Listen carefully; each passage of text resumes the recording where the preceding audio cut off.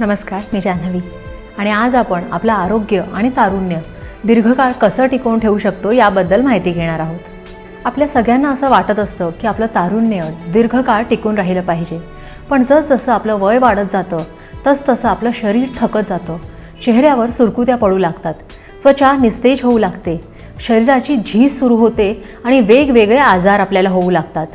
बऱ्याच वेळा चुकीच्या लाईफस्टाईलमुळे सुद्धा आपली एजिंग प्रोसेस लवकर सुरू होते। मग जर आपल्याला आपल्या शरीराची ही एजिंग प्रोसेस लांबवायची असेल, आपलं तारुण्य दीर्घकाळ टिकवायचं असेल आणि सर्व आजारांपासून मुक्त राहायचं असेल, तर आपल्याला आपल्या शरीरातील पेशींची म्हणजेच सेल्सची काळजी घेणं खूपच गरजेचं आहे। आपलं शरीर कोट्यावधी पेशींनी तयार झालं आहे। आपल्या शरीरातील अवयवसुद्धा पेशींनीच तयार झाले आहेत। रोज आपल्या शरीरात करोडो पेशी नष्ट होत असतात आणि त्यांची जागा नवीन पेशी घेत असतात, त्यांना रिप्लेस करत असतात। त्यामुळे आपलं शरीर रोज बदलत असतं, रोज रिन्यू होत असतं, पण ते आपल्याला जाणवत नाही। आपल्या पचन संस्थेचे सेल्स दर 5 मिनिटांनी बदलत असतात, लिव्हरचे सेल्स 5 महिन्यांनी बदलतात, आपल्याला प्रत्येक 4 आठवड्याने नवीन त्वचा प्राप्त होत असते आणि हृदयाचे सेल्स प्रत्येक 7 ते 8 महिन्यांनी बदलत असतात। ज्या वेळेला नवीन सेल्स तयार होत असतात त्यावेळी जर आपण त्यांना संपूर्ण पोषण दिलं तर ते निर्माण झालेले नवीन सेल्स जुन्या सेल्सपासून निरोगी आणि हेल्दी तयार होऊ शकतात। चुकीच्या आहार पद्धतीमुळे सेल्सची क्वालिटी ढासळते।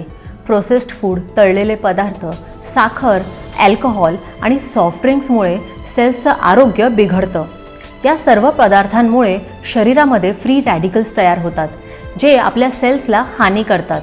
यामुळे कॅन्सर, हृदयविकार असे अनेक आजार होऊ शकतात। जर या फ्री रॅडिकल्सपासून होणाऱ्या डॅमेजपासून आपल्याला आपल्या शरीराला आणि शरीरातील पेशींना वाचवायचं असेल, तर आपण आपल्या आहारामध्ये अँटीऑक्सिडंट्सचा समावेश करणं खूपच गरजेचं आहे।